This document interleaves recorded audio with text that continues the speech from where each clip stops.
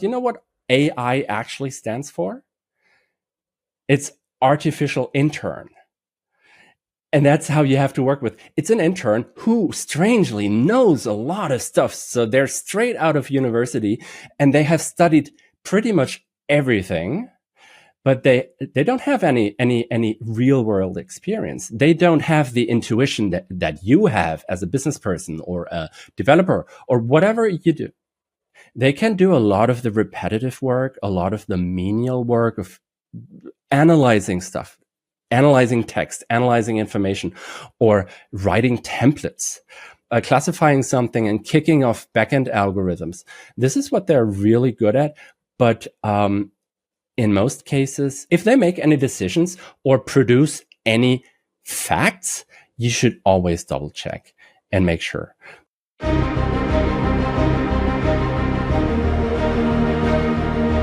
Welcome to Startuprad.io, your podcast and YouTube blog covering the German startup scene with news, interviews, and live events. AWS is proud to sponsor this week's episode of Startuprad.io. The AWS team comprises former founders, CTOs, venture capitalists, angel investors, and mentors ready to help you prove what's possible. Since 2013, AWS has supported over 280,000 startups across the globe and provided $7 billion in credits through the AWS Activate program. Big ideas feel at home at AWS. And with access to cutting-edge technologies like generative AI, you can quickly turn those ideas into marketable products. Want your own AI-powered assistant? Try Amazon Q. Want your own AI products? Privately customize leading foundation models on Amazon Bedrock. Want to reduce the cost of AI workloads? AWS Trainium is the silicon you're looking for. Whatever your ambitions, you've already had the idea. Now prove it's possible on AWS. Visit aws.amazon.com/startups to get started. Dennis Traub is a developer advocate at AWS where he guides companies through the safe adoption of emerging tech with a deep background in cloud security, developer enablement, and generative AI integration. Dennis helps teams test, iterate, and learn without putting the data or business at risk. Today, we unpack the AWS playbook for starting with GenAI, even if you're just getting curious. Dennis, welcome to Startuprad.io, and for every podcast aficionado, we may add that you have been the original voice of the German AWS podcast. Oh, thank you, Joe. Thanks everyone for listening. I don't, is it even still true with the AWS podcast? It has been, that was during COVID. I started that during COVID. I put out, I think 50 episodes or so until traveling started up again. And unfortunately I wasn't able to continue, but a few of my friends and colleagues here in Germany actually picked it up and are still continuing it. Anyway, thanks for having me on the show. And, right in the introduction, you mentioned something I think that's really, really dear to my own heart and probably to most of your listeners. What's the ROI in AI? I think that's a question that many people have, including myself, quite often. So I'm happy to talk about this today. When people talk about AI, what comes to mind is ChatGPT doing everything with it, but it's a chat window plus what has been in the news on and off is Elon Musk's Grok for either very great or very bad answers. So everybody who's only heard about that, how could you get started safely with Gen AI? Well, I think most importantly, first of all, it's important to understand what generative AI actually is, how it works.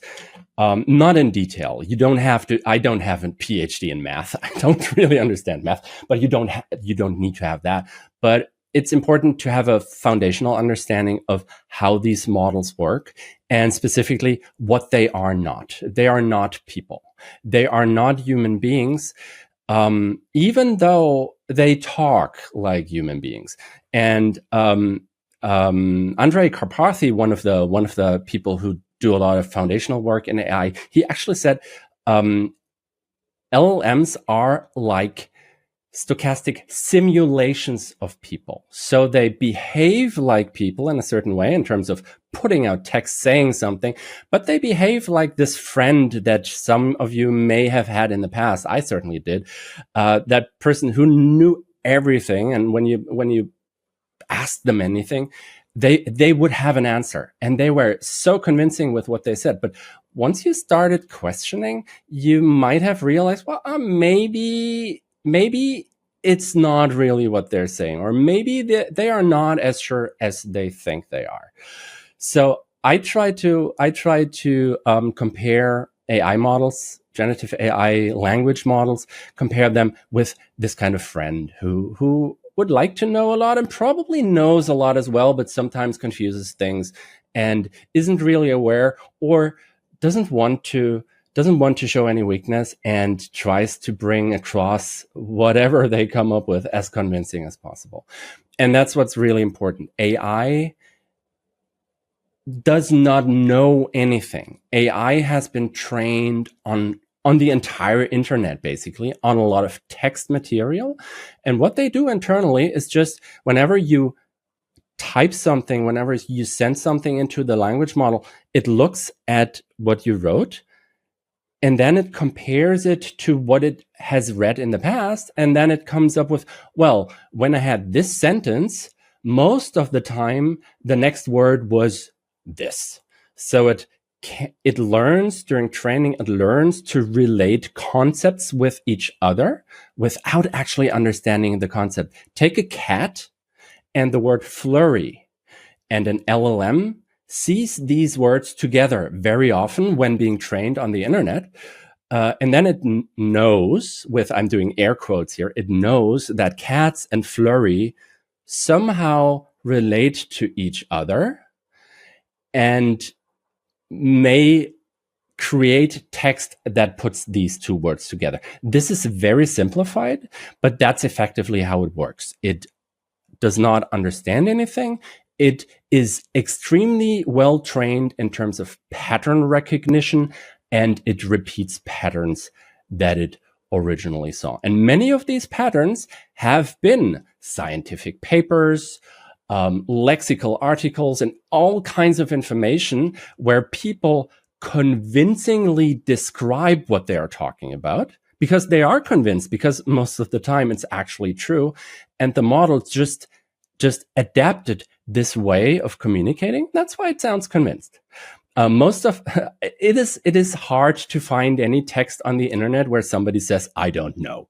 This is why most models also do not respond with, I don't know. They just come up with stuff. And that's what's really important. AI models know a lot, but often have a hard time to really put the things together in a way that it's really factual. And that is something that you should be basically aware of. If you know that, then you can deal with it in a certain way. Then you know, I shouldn't rely on it. It's not that they're not good enough yet. The way these models work, they will never have actual understanding of what they talk about. They will always be pattern recognition algorithms. And if you understand that, you can work with them.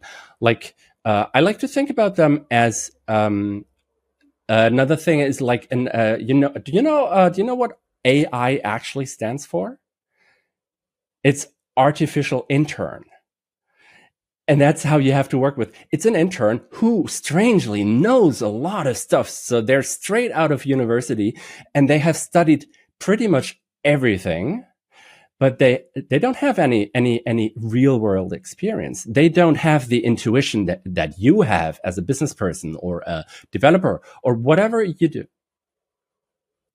I have the exact example for this. For example, I'm using a lot of chatbots for many different functions, and I've come to use them for evaluating pitches, guest pitches, for the very simple reason I get up to 30 a week during summer, and during winter it can be 60 to 100. That only makes sense for me to reply if it's not template, if it's not AI generated. And so you mean people approaching you because they want to be on your podcast? Okay. Exactly. And so basically, at first I was copying simply in the email, and the AI of choice gave me back a potential reply. But then I told it, okay, I want you to first evaluate what this actually is. How likely is it that it's written by an AI? What percentage is by human? And then give me a pretty fair assessment of X, Y, and Z, and this and this and that. And then only when I know that there is less than 50% AI involved, I look into the email, tell the AI what to do, what kind of reply I want to send, and then it goes out. And that's the thing. One of the things that these language models are really good at is classifying text, because they have seen so much text during their training that it's very easy for them to classify text.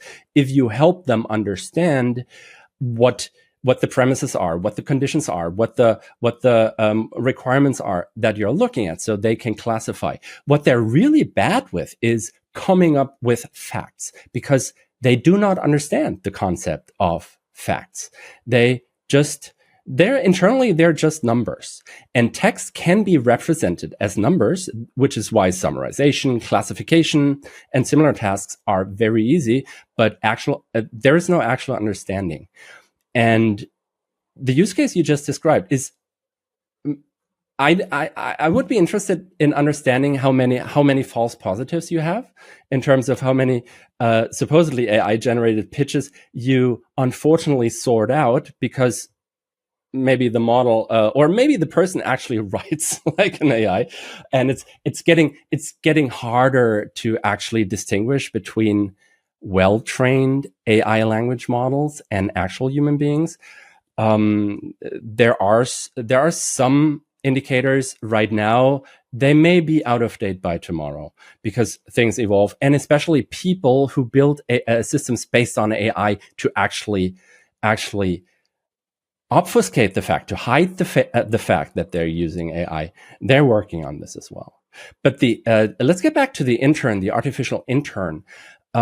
Like every intern, especially if they know a lot, they're fresh from university, they are really excited about the job, and they are really excited about learning about what they can do, about your industry, about your use case, your products, your customers. At the same time, they have no intuition. They don't have any real world experience that they can reflect on whenever they approach a new task or have a new challenge, to reflect on and say, well, I saw something similar sometime in the past and it worked this way. And they can start abstracting and mapping and matching and coming up with solutions. They just know their textbooks. They know what they studied. They don't have the intuition. So it's your job, if you work with an AI, it's your job. You can give them a lot of tasks, but you always have to double check. They can do a lot of the repetitive work, a lot of the menial work of analyzing stuff, analyzing text, analyzing information, or writing templates, or kicking off classifying something and kicking off backend algorithms. This is what they're really good at. But in most cases, you should really have a look at what, if they make any decisions or produce any facts, you should always double check and make sure. Mm-hmm. What I've found is they're really, really good in, for example, you give them like 10 bullet points and a lot of keywords and say, okay, write me text from that. They're excellent. They're saving me a hell lot of time by doing that. I see an email, I say, okay, I want this, I want this, I want that. Because when you get tired and English is not your native language at 10 p.m., it gets really, really difficult to formulate a straight, easy to read email, and that's when it comes in quite handy. I wouldn't necessarily hand over my mailbox to Gemini or ChatGPT or Claude. And that's the point. I just want to know, we cannot hand over the mailbox. So how do we get to really start safely as a company with AI? Most importantly, don't give any AI system the keys to the kingdom. And your mailbox, especially if you're a founder, most likely is your key to the kingdom.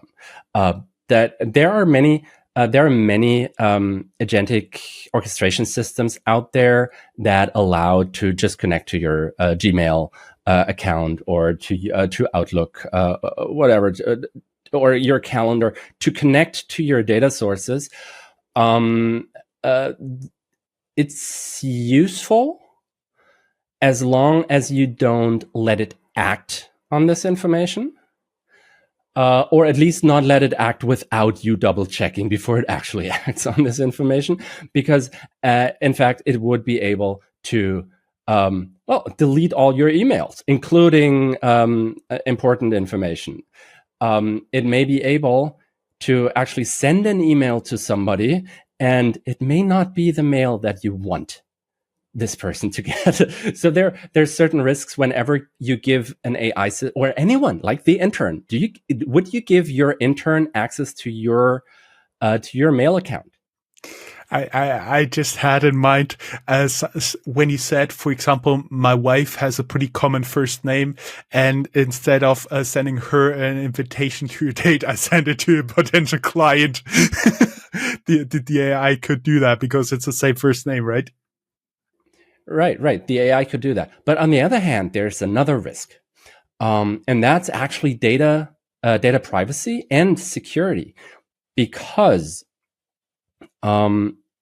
if you give a language model access to your email account, it has access to all private information that's inside this email account. This includes private information about you, but it may also include PII, personally identifiable information, of customers, of other people. It may even include specific sensitive information like health information or like relationships between a lawyer and client. And there are certain pieces of information that at least in Germany, there's even more protection around it. And you can actually go to jail if you expose your client's health information or your customer's health information. You can go to jail for that. And it's not your intern who goes, it's you who goes to jail for it. So what's really important to acknowledge is the fact that in your emails, there's a lot of personal information, whether it's sensitive or not. It is personal information. And as soon as you send it to a model, you need to be aware of how the provider of this model interacts with that data, whether they store it anywhere, whether they send it somewhere else, whether they keep it secure, whether they just throw it away and not store it at all. All these this information is really important. So as soon as you give a language model access or an agent access to your mailbox, you give the model provider access to personal information. You give your model provider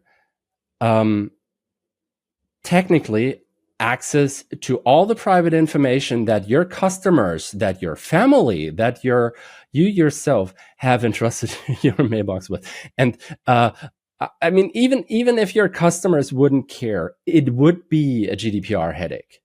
Because as soon as you send that to OpenAI or any other public provider that provides like a public interface, maybe even without any price tag, you send that information somewhere else, and you as a company have no information about what happened to this data. You lose control over this data, and by losing control over the data, you effectively violate GDPR and maybe other laws too. So it's really important to understand that if you build an AI system that has access to your mailbox or any other proprietary or private information, you need to make sure that you understand the terms and conditions of the model provider that you're working with. You need to understand how what do they do with your data? Do they use it for model training? Do they store it somewhere to make it available to authorities when they ask for it, for instance, or maybe even outside the European Union? This is a very important piece of information, especially if you work with publicly available APIs, and even more so if you work with APIs or providers that don't charge you. I mean, it should be a fairly well known fact nowadays that if you don't pay with money, you usually pay with data, especially with services on the internet, and that's most likely what happens with many providers. I'm not going to name any names. It is up to you to have a look at the actual conditions, and there are ways to work around that. Most major model providers provide ways to use their models that are GDPR compliant, or that allow you to use these models GDPR compliant. The models themselves are never, or a tool that you use is never GDPR compliant by itself. It's always about the way that you use it. But most commercial model providers actually have options that allow you to build GDPR compliant systems with their models. But it's usually not their chat interface.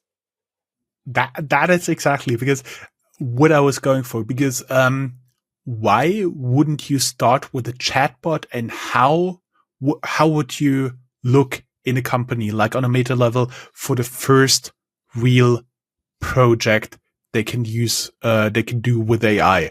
And I have to admit that made me a little bit nervous, because currently I have somebody coding an AI-based chatbot for my website here. So there's two questions. The first question, why I wouldn't use a chat, why I wouldn't build a chatbot. And the second question is what I would look at when I would go into a company, or I would think about a use case that would actually make sense. And that's an interesting question. First of all, I would not necessarily say I wouldn't build a chatbot. A chatbot can be a good use case, but most of the time it isn't. The thing is, let me step back just one little bit. We, as in everybody who's trying to use AI or trying to figure out how to use AI in a useful way, are we're falling in a certain trap. And it's completely normal to do that. We are trying to solve problems that we have, most of them we have already solved, or the problems are inside of what we can imagine fairly easily. And that reminds me of back in the day, back in the 90s, when the World Wide Web became a thing.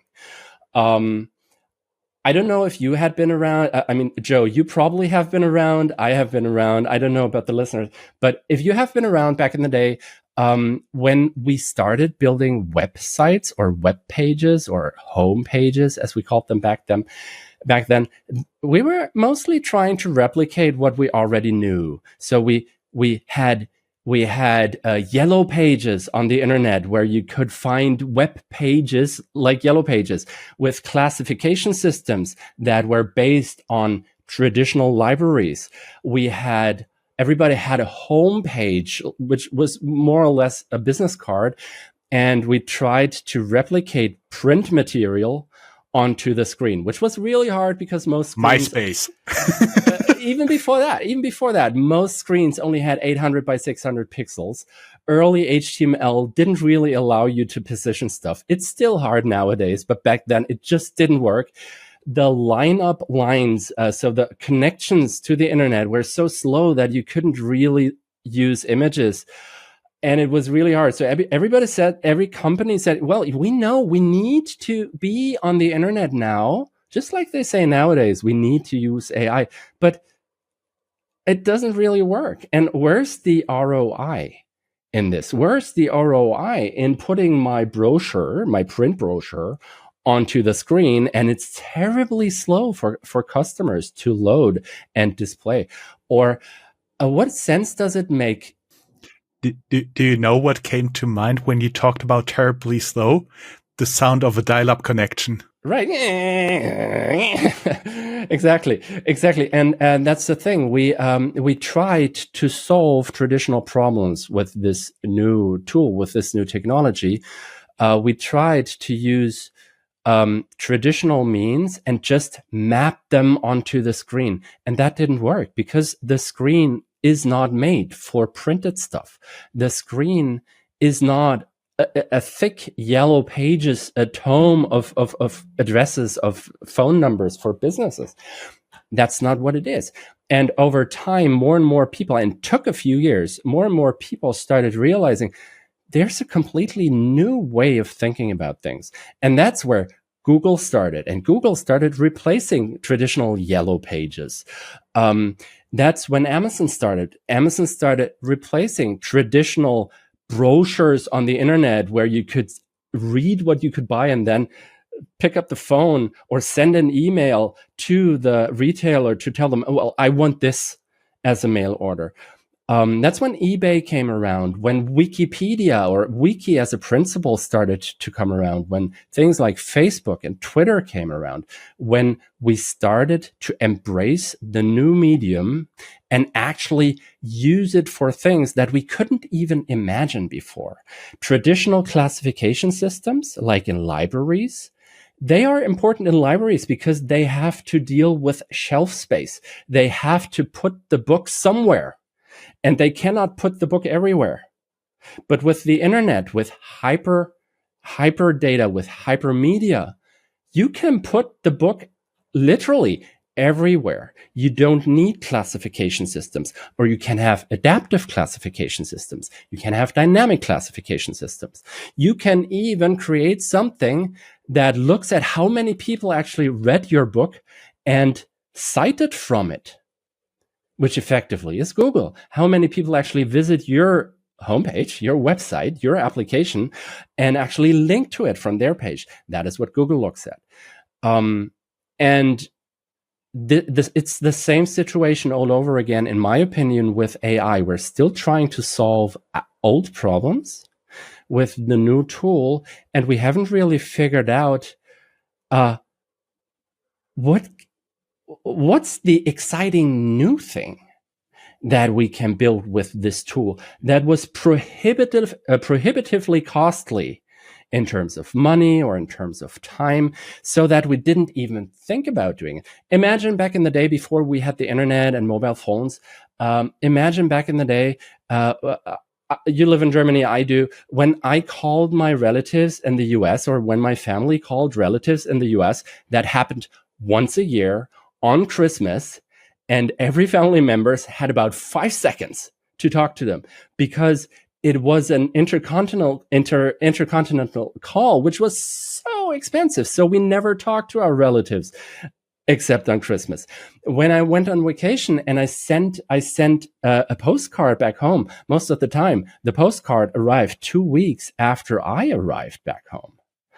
And right now, with mobile devices, with the internet and everything, we talk to people all over the planet all the time. Yes, I vividly remember what a revelation it was when I was studying in the US or working in China, when I could use Skype to call people for local rates. So how could a company really identify what should be the first project? Because I wouldn't necessarily recommend to have like this really big, hairy goal for the first AI project, but rather something small, something that really makes sense, takes a lot of maybe repetitive work out of the job of their employees. Right, and that's the most important question. What use case, what workflow, what item on your to-do list gets never done? What's what are the painful things in your business that nobody ever took care about because it would take too much time, or because it would take too many people to work on it, or because it would be just too costly to do it. What are the things that if you had a magic wand and you could make them go away? So the daily tasks, the menial things, the things that bother you all the time, but they need to be done, or they should be done, but I don't get around to doing them because I have so much to do. What is that thing that you would like to get done, and it never gets done because there's no time for it? Make a list of these things. Write down your most painful things that you have to deal with every day because they don't get done, and they don't get done. And then have a look at them and think about, is this something I could hand over to an AI? Safely hand over to an AI. Right, safely. Maybe not in its completeness. Maybe just a small part of it. And if you want to build a startup for a certain industry, talk to the people in this industry. Talk to them. Ask them this question. What is the one thing that has been bothering you for the last 30 years since you started in this industry? What is the one thing that's bothering you, but nobody ever took care of it? And then think about whether this could be something that you could hand over either in part or maybe even completely to an AI. And well, of course, don't start with the big hairy goal. Don't start with the big thing. Try to find a small painful thing. Create a solution for it. And then go back to the customer, go back to the market, go back to the person you talk to in the industry, or go back to yourself if it's for yourself, and see, does it actually... Do you know, Dennis, what my consultant mind was making of what you say? Basically, you put a lot of your employees into brainstorming session. They come up with 20 problems. You cut it down to 10 problems that are really efficient if you could automate or partially automate them, and then you start with the easiest. It's yes, and it's not only about they would be most efficient, but we could finally address them through automation. It wasn't possible before. That's the thing. If we try to address problems that we already automate and we could make them more efficient, that's not innovation. That's optimization. That's a good thing. I'm not saying we shouldn't optimize. We should optimize, but that's not innovation. That's not the breakthrough. That's not the next Google. That's not the next unicorn startup. The next unicorn startup will solve a problem that everybody has, but nobody even knew that they had it. Or nobody even thought of solving it, because actually solving it wasn't even possible before. And this can be a small thing. This can be a tiny, small thing. It doesn't need to be a big thing. It can really be a small, tiny thing. And if you have something like this, you effectively have a money printing machine, because everybody's going to tell, whoa, I didn't know that's possible, right? I don't have the solution for you, so I cannot tell you it's this or that thing. That is something that you need to look into with your specific expertise, with your intuition, with your background, with your creativity.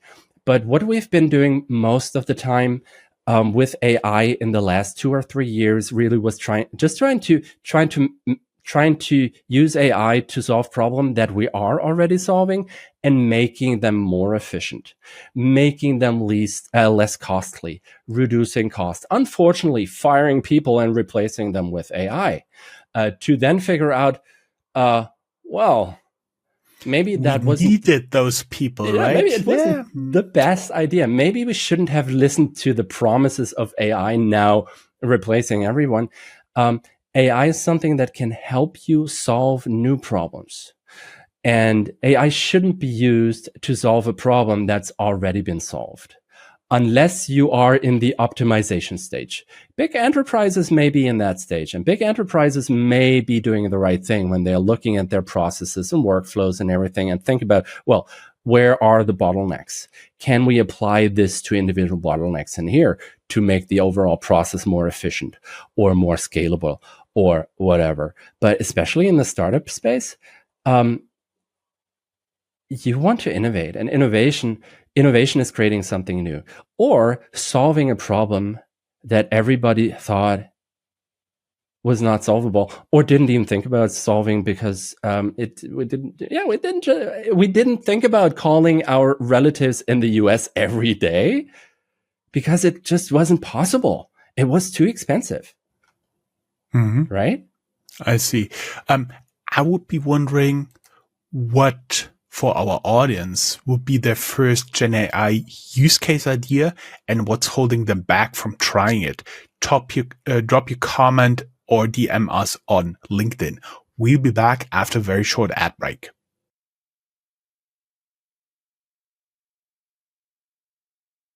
So let's talk a little bit more specific about the problems here. What do you think is the biggest misconception of non-technical founders they have about AI, especially around model choice and privacy? There's two misconceptions. One I mentioned earlier, that is that we mistake these things for humans because they use human language, and that's the way our brains work. If somebody talks to it or to us or uses human language, our brain automatically thinks it's a human being, and by thinking this, starts to make assumptions, and many of these assumptions just aren't true. And these assumptions lead us down a path where we get disappointed, where we get frustrated, where we feel like, well, this just doesn't work for me. AI just doesn't work for me. It isn't there yet. It will never be a human being. It will never be able to actually replace a human being in that sense. However, its capabilities are incredible, but they are slightly different. So that's the first misconception. And one of the things that we tend to do is give it names, and which makes it even harder for us. Like I remember we had, I can say it because I don't have a device in here. There's Alexa from Amazon. Alexa, the device, which uses human language. It talks to us. And when I talk to Alexa, at least the original version, not Alexa Plus, when I talked to the original person and I asked it something and it didn't know or it didn't understand me because it was just rule-based more or less, it would say, I can't answer that question. And I would get annoyed. I would feel frustrated because due to the fact that it was speaking to me with a human voice, something inside of my brain thought it's a human being. And the next thought was, not even consciously, but probably unconsciously, how stupid are you? Why don't you understand? And there's a break in communication happening because my brain makes some assumptions that the technology doesn't fulfill. So I was frustrated. The technology doesn't care, but I was frustrated. I felt like, that doesn't really work, until I really understood, well, it works in a different way. I cannot project human consciousness into it. That's a misconception. Projecting human consciousness into the thing is a misconception. This is something to be really aware of. The other misconception, and that's an entirely different thing, is that you need the most capable model. That you need to really make sure that you get the most capable model to get started. That's a kind of procrastination. Because all the models are really capable nowadays. Sure, if you look at the benchmarks, the models are different, and every day there's a new one which beats some specific capability over all the others. There's a lot of progress going on. But if you wait for the perfect model, you'll never get started. You can use literally any of the frontier models nowadays. It could be one of the open weights models like Llama or Mistral, It could be one of the commercial models, like GPT or Claude or Nova. It doesn't really matter. These models are capable enough to experiment with the first use cases. And once you've experimented and once you've found a product market match, once you found a use case that really works, then it makes sense to think about, well, does it make sense to maybe use a different model that's a bit more capable in this specific use case? Or maybe it makes sense to introduce a second model, which is less expensive for part of the use case, because for instance, for summarization, I don't need any reasoning capabilities. I just need a good summarizer model. And for the actual workflow orchestration, for the agentic workflow maybe that I'm going to build, I need a model that's actually able to do planning and reasoning. These are two very different capabilities, and they have very different costs. So I might need, at a point in the future, I might want to look at different models and at their price structure, at their capabilities. But to get started, just pick one. Just pick one. If you have GDPR or other privacy issues that you need to take into account, pick a model hosting provider that provides you this functionality, that guarantees you, that tells you, we don't store your data, and all the data is being encrypted, and we don't use the data to train our models, and we don't send the data to anybody else. If you come to AWS to use a model on Bedrock, and no matter whether you use our own Nova models or you use Claude or you use Llama or any of the other models, we host these models ourselves. We're not a gateway to the actual model provider. We're not a gateway to Llama or to the Llama API or to the Anthropic API or anything. We host versions of these models in air-gapped accounts. Nobody gets into these models, and these models don't send anything anywhere. Everything that happens is just your request gets sent into the air-gapped account, gets handed over to the model. The model itself is stateless. It doesn't store anything. It just takes your data, loads it into its GPU along with the model algorithm, with the model weights, processes that, and then it sends the response back. And everything else just goes back to sleep. There's nothing that we store, and we do store. Obviously, we store telemetry. We store that you actually called the model and how many tokens you use, because that's how you ultimately pay for that. But we don't do anything with your data. We even have models running in Frankfurt that you can use, so that you don't even have to send your data to the US. We even provide access to these models through our own backbone, so you don't even have to use the public internet if you want. That's what model hosting providers like AWS provide. It's a little more costly than just going to ChatGPT or to Claude.ai or to the Llama API. It's more costly, but on the other hand, we have different terms and conditions, and we make sure that you will be able to build GDPR or HIPAA or whatever compliant workloads using these models. And that's an important point. If you have PII, if you need to take GDPR into account from day one, make sure you work with one of the providers that actually give you these capabilities, give you access, give you encryption, make sure that they don't use your data in any other way, so that you can safely say in your own audit and to your own customers, I know where your data is going, and I guarantee that it's not being handed over to somebody without my knowledge or without your knowledge as a customer. That's the important thing.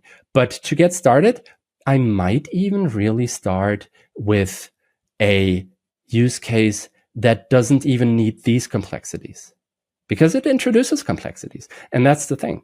As soon as you need to work with sensitive data, you have to think about these things. You may have to think about, even if you have a workflow that uses data from your database, which goes through a model in a GDPR compliant way and gets displayed somewhere to a client, you still need to make sure that the data isn't being displayed by accident to somebody who shouldn't have access to them. So you need to be able to ensure authentication, authorization. You need all the security and compliance mechanisms that make sure that not a random person on the internet or just a random person inside of your company is able to just use the agent and access your customer data. I see. I was wondering for our audience, if you could safely test any AI idea without risk, what would you build? Tag us or reply to us on Substack or with your moonshot. I have 2 final questions for this interview, Dennis, because we are already recording for more than 45 minutes. But I do believe there are very important thoughts before you even start thinking about applying AI. And we already know you guys support different models. You are more the infrastructure provider for something like this. But I was wondering, have you seen any clever AI adoption stories where companies started small and then scaled rapidly? Well, the first thing really that I would look at is, do I even need AI for that? Many of the things that we're trying to solve with AI nowadays, they have already been solved. And probably in a good and much less expensive and much less ecologically impactful way. If you have a calculator that can add up 2 numbers, use a calculator. Don't ask an AI to do it for you. First of all, it isn't very good at it. Well, they're getting better at math, but why would you start up an entire cluster of big NVIDIA GPUs to get the sum of 2 numbers? You shouldn't be doing that. So first of all, don't try to solve already solved problems. And the second thing really is, again, look at the painful things that nobody ever tackled. Look at something that has been bothering you or your customer for a long time, and it hadn't been addressed because everybody said, well, it just doesn't work, and we don't have the time to do it ourselves. It's actually pretty good closing words. We will be back for 1, the founders vote for our premium subscribers on Substack and YouTube. And 2nd, you'll be back for a 2nd interview where you get more hands-on when you go through all the thoughts you had that you need to think through before you can even get started on AI. Great. I'm looking forward to it. Me too. Have a good day. Bye-bye.